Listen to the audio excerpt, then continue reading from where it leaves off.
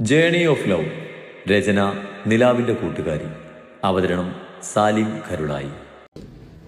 രാവിലെ തന്നെ മഹിയുടെ മുറിവ് ക്ലീൻ ചെയ്യുകയാണ് ആരു. മുറിവ് നന്നായി ക്ലീൻ ചെയ്ത് മരുന്ന് വെച്ച് കോട്ടൺ കൊണ്ട് നന്നായി ഡ്രസ് ചെയ്ത് പുറമെ പ്ലാസ്റ്റിക് കവർ കെട്ടിവെച്ച് മഹിയെയും താങ്ങി പിടിച്ച് ബാത്റൂമിലേക്ക് അവൾ നടന്നു. നടക്കുമ്പോൾ ചെറുതായി സ്റ്റിച്ച് വരിഞ്ഞ് വേദന എടുക്കുന്നത് കൊണ്ട് തന്നെ മഹിക്ക് സപ്പോർട്ടിന് ഒരാൾ വേണമായിരുന്നു. മഹിയെ ബാത്റൂമിലുള്ള സ്റ്റൂളിലിരുത്തി ബക്കറ്റിൽ വെള്ളം നിറച്ച് മഹി ഇരിക്കുന്നിടത്തേക്ക് നീക്കി വെച്ചു. ആരും മഹിയുടെ ദേഹത്ത് വെള്ളമൊഴിച്ച് സോപ്പ് കയ്യിലെടുത്ത് മഹിയെ കുളിപ്പിക്കാൻ തുടങ്ങി. കണ്ടാലോ നല്ല കാച്ചിയ കാരിരുമ്പ്, നെഞ്ചിൻ്റെ ഉള്ളിൽ തേൻ കരിമ്പ്, പുത്തൻ ഞാറ്റുവേല, കൊഞ്ചടി കൊഞ്ചടി കൊഞ്ചടി കൊഞ്ചടി കൊഞ്ചടി മുത്തേ, ഏഴിമല പൂഞ്ചോല, മാമണിക്ക് മണിമാല. നിർത്തടി, അവളുടെ ഒരു പാട്ട്. മഹിയുടെ ദേഹത്തെല്ലാം സോപ്പ് തേച്ച് ഉരച്ചുകൊണ്ട് ആര് പാടാൻ തുടങ്ങിയതും മഹി ശബ്ദം ഉയർത്തിക്കൊണ്ട് പറഞ്ഞു. ആരും ആ സമയം തന്നെ പാട്ട് നിർത്തി. ആഹാ, എന്താ നല്ല പാട്ട് അല്ലേ, മഹിന് ഇഷ്ടായില്ലേ? ആരും മഹിയെ നോക്കി ചുണ്ടു കൂർപ്പിച്ചുകൊണ്ട് ചോദിച്ചു. ഇല്ല. ആരുവിന് ചോദ്യം കേട്ട് മഹി മറുത്തൊന്നും ചിന്തിക്കാതെ പറഞ്ഞു, എന്നാലേ ഞാൻ വേറെ പാട്ട് പാടാം. ഓലത്തുമ്പത്തിരുഞ്ഞു ഞാലാടും ചെല്ലപ്പൈങ്കിളി, എൻ്റെ ബാലഗോപാലനെ എണ്ണ തേപ്പിക്കുമ്പോ പാടടി. അത് പറഞ്ഞ് മഹി എന്തെങ്കിലും പറയും മുമ്പായി ആര് പാടി തുടങ്ങിയിരുന്നു.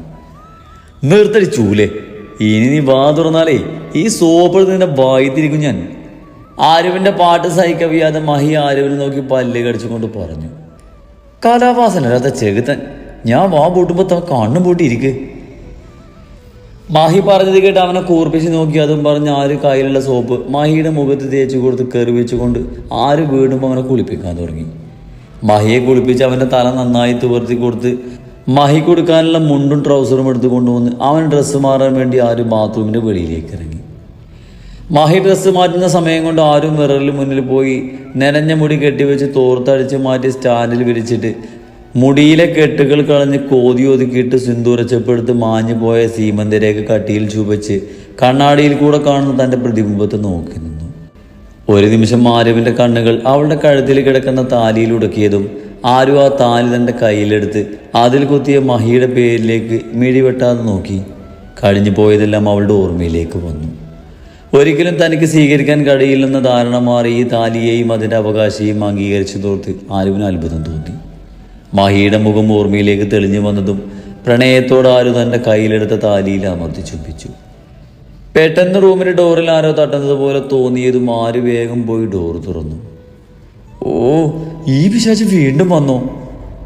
വാതിൽ തുറന്നത് മുഖത്ത് പെയിന്റ് മടിച്ച് ശരീരത്തിൻ്റെ അളവ് കൃത്യമായി എടുത്ത് കാണിക്കുന്ന തരത്തിലുള്ള ഡ്രസ്സും ഇട്ട് നിൽക്കുന്ന അനഘയെ കണ്ട് ആരും മനസ്സിൽ ഇഷ്ടക്കയോട് പറഞ്ഞു. ഹേയ്, എൻ്റെ ബേബി എവിടെ? ബേബി? ആരുവിനെ നോക്കി അനഘ പുച്ഛത്തിൽ ചോദിച്ചു. എന്നിട്ട് അവളിൽ നിന്നും മറുപടി ഒന്നും കിട്ടാതെ വന്നൊന്ന് റൂമിലേക്ക് എത്തി നോക്കി വിളിച്ചു. അവളുടെ ഒരു ബേബി? അയ്യേ! ആരും അനഘയുടെ വിളി കേട്ട് പല്ല് കടിച്ച് പറഞ്ഞു. പെട്ടെന്നൊരു മുണ്ട് മാത്രം കൊടുത്ത് നിൽക്കുന്ന മഹിയുടെ കോലം ഓർമ്മ വന്നതും ആരും ഞെട്ടി തൻ്റെ മുന്നിൽ നിൽക്കുന്ന പൊട്ടിബോധത്തിൽ നിന്ന് നോക്കി സ്റ്റാൻഡിലിട്ട തോർത്തും എടുത്ത് ബാത്റൂമിലേക്ക് ഓടിക്കയറി. നീ എവിടെയായിരുന്നു ആരിശി? മഹി ഓടിപ്പിടിച്ച് തൻ്റെ അടുത്തേക്ക് വന്ന് ആരുവിനെ പിടിച്ച് എഴുന്നേൽപ്പിക്കാൻ ശ്രമിച്ചുകൊണ്ട് പറഞ്ഞതും ആരും മഹിയെ അവിടെ തന്നെ പിടിച്ചിരുത്തി. അവിടെ ഇരിക്ക്, ഇപ്പം പോവാം. അതും പറഞ്ഞ് ആരും മഹിയെ അവിടെ തന്നെ ഇരുത്തി കയ്യിലുള്ള തോർത്തുകൊണ്ട് മഹിയെ നന്നായി പുതപ്പിച്ചു. ഇതൊക്കെ എന്തിനാ? മഹി തോർത്തെടുത്ത് കളയാൻ ശ്രമിച്ചുകൊണ്ട് പറഞ്ഞു. അതെടുത്ത് കളയല്ലേ, അവിടെ ആ പിശാച് വന്നിട്ടുണ്ട്. ആരും മഹിയുടെ നെഞ്ചി കാണാത്ത വിധം തോർത്ത് നന്നായി പുതപ്പിച്ചു വെച്ചുകൊണ്ട് പറഞ്ഞു. പിശാചോ? ആരാത്? ആര് പറഞ്ഞത് കേട്ട് മനസ്സിലാകാതെ മഹി ചോദിച്ചു. ആ മറ്റവളില്ലേ, അനഘ, അവൾ തന്നെ.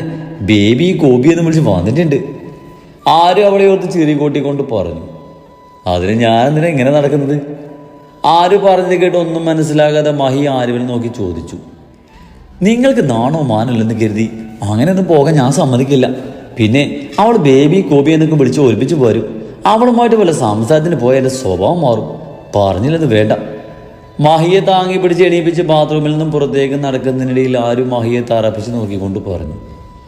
കേട്ടില്ലേ ഞാൻ പറഞ്ഞത്?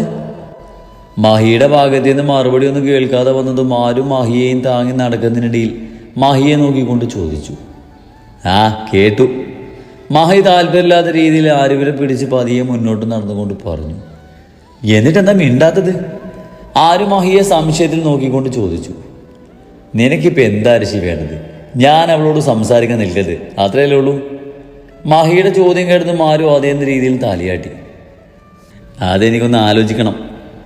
മഹി ആരുവിനൊന്ന് കണ്ണു നോക്കി അവളുടെ ഭാവം കണ്ട് ചിരിയടക്കി വലിയ താല്പര്യമില്ലാത്ത രീതിയിൽ പറഞ്ഞതും ആരവനെ നോക്കി പല്ല് കടിച്ചു. ബേബി!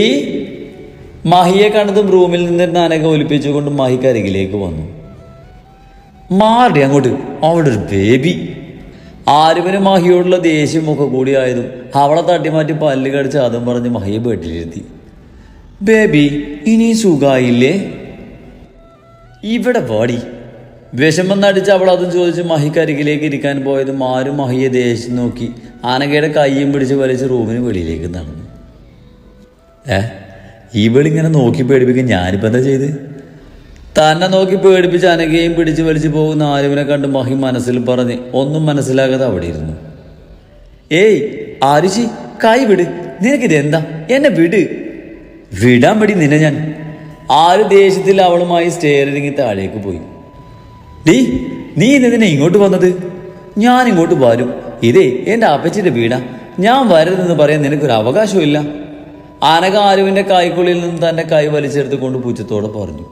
നീ ഈ വീട്ടിൽ വരിയേ ആരെന്ന് വെച്ചാൽ കാണുകയെ പോവുകയും ചെയ്തു. പക്ഷെ കൊഞ്ചി കൊഞ്ചത്തെ കെട്ടുവിനടുത്തേക്ക് നിന്നാ ഈ ആരുഷി ആരാണ് നീ അറിയും. ആര് പതിയെ ശബ്ദം കടുപ്പിച്ച് അനഘയോടായി പറഞ്ഞു. നിന്റെ കെട്ടിയവനെന്താ? നിനക്ക് വിശ്വാസമല്ലേ? പിന്നെ നിന്റെ ഈ ഓഞ്ഞ ഭീഷണി കേട്ട് പേടിച്ചു പോകുന്ന പലരുണ്ടാകും. എന്നെ നീൽ കൂട്ടണ്ട.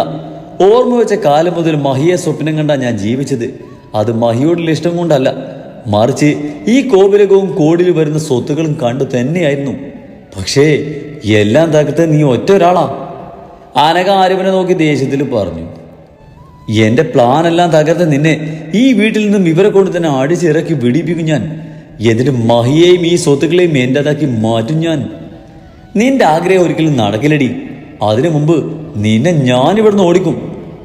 അനഘ വീറോടെ പറഞ്ഞത് കേട്ട് ആരോ പൂച്ചത്തിൽ ചെറി കൂട്ടിക്കൊണ്ട് പറഞ്ഞു. അത് നീയാണോ തീരുമാനിക്കുന്നത്?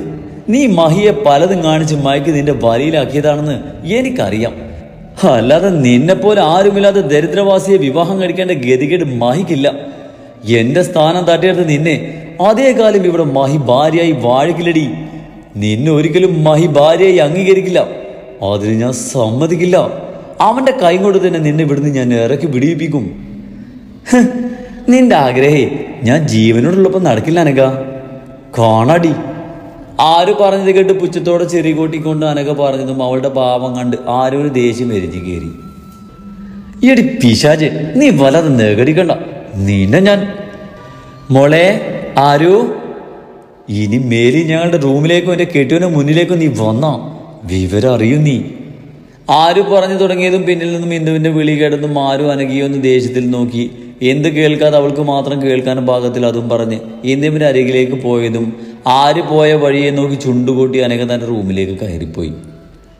എന്താ അമ്മേ? ആര് ഇന്ദുവിൻ്റെ അരികിലേക്ക് വന്നുകൊണ്ട് ചോദിച്ചു. നേരെ ഒത്തിരിയായി. മോളെ നീട്ടി കഴിക്കാനുണ്ടാക്കി മഹികുട്ടിന് കൊടുക്ക്. വിശക്കുന്നുണ്ടാവും അവന്. എന്തു പറഞ്ഞത് കേട്ട് ആര് വേഗം കിച്ചണിലേക്ക് പോയി മഹിക്ക് കഴിക്കാനുള്ളത് ഉണ്ടാക്കാൻ തുടങ്ങി. മോളെ എന്തായിരുന്നു അനഘയായിട്ട്? നിങ്ങളുടെ രണ്ടുപേരുടെയും മുഖഭാവം കണ്ടപ്പോൾ തന്നെ മനസ്സിലായി നിങ്ങളത്ര രസത്തിലല്ല സംസാരിച്ചതെന്ന്. മഹിക്കുള്ളത് ഉണ്ടാക്കുന്ന ആരുവിൻ്റെ അരികിൽ വന്നുകൊണ്ട് എന്ത് ചോദിച്ചു. സ്വന്തം ആങ്ങളുടെ മോളെയാണ് അനഘയെങ്കിലും അവളുടെ സ്വഭാവവും വേഷമൊക്കെ കാരണം എന്തുവിനും അവൾ വലിയ ഇഷ്ടമല്ല. അതൊന്നുമില്ലമ്മേ, അവൾക്ക് ചെറിയൊരു കൃമികടിയുടെ അസുഖമാണ്. അതിനെക്കുറിച്ച് സംസാരിച്ചതാ. ആരും എന്തുവിനെ നോക്കി വെളുക്കനെ ചിരിച്ച് കാണിച്ചുകൊണ്ട് പറഞ്ഞു. അവളെ അത്ര വെടിപ്പൊന്നല്ലേ. അതുകൊണ്ട് എൻ്റെ മോള് വെറുതെ അവളുമായിട്ട് ഓരോ പ്രശ്നത്തിന് പോകാതിരിക്കുന്ന നല്ലത്. ഞാൻ ശ്രദ്ധിച്ചോളാമേ.